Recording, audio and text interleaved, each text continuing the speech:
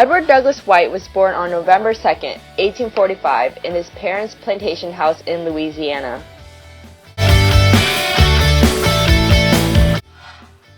His mother was Catherine Ringgold and his father was Edward White, who was a plantation owner and lawyer. The family status was in the upper class, and their religion was Roman Catholic.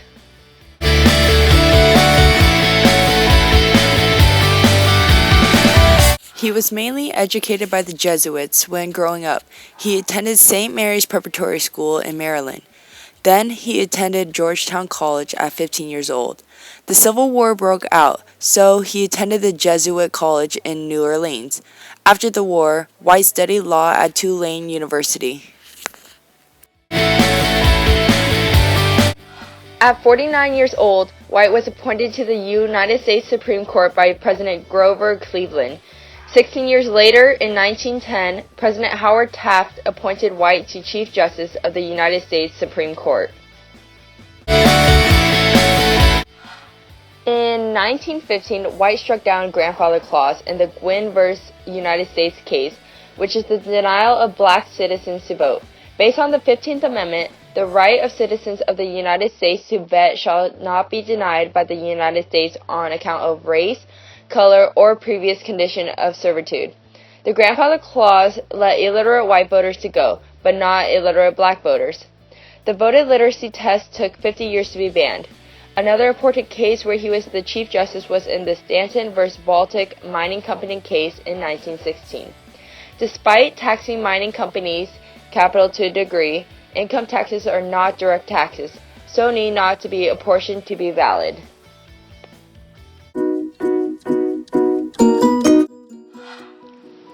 In August of 1984, the Republicans assembled in Dallas, Texas for the National Convention to nominate President Ronald Reagan as its presidential candidate for that year's election.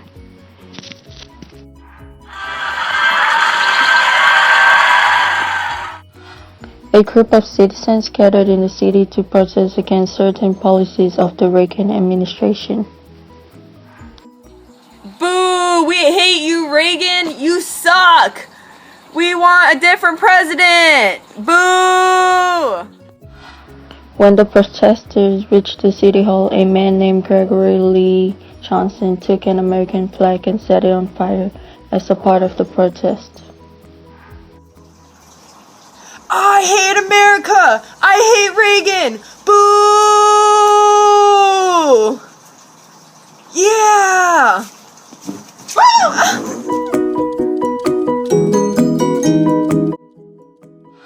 The individuals and the people were offended by Johnson's act, so he was arrested and convicted to 1 year in prison and given a $2,000 fine.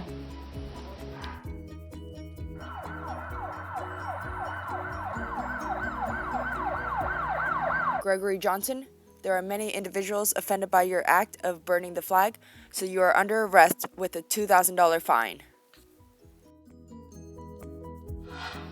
Because of this, Johnson appealed the case. He then appealed to the Texas Court of Criminal Appeals. This is ridiculous. Why am I in prison? I'm appealing this case.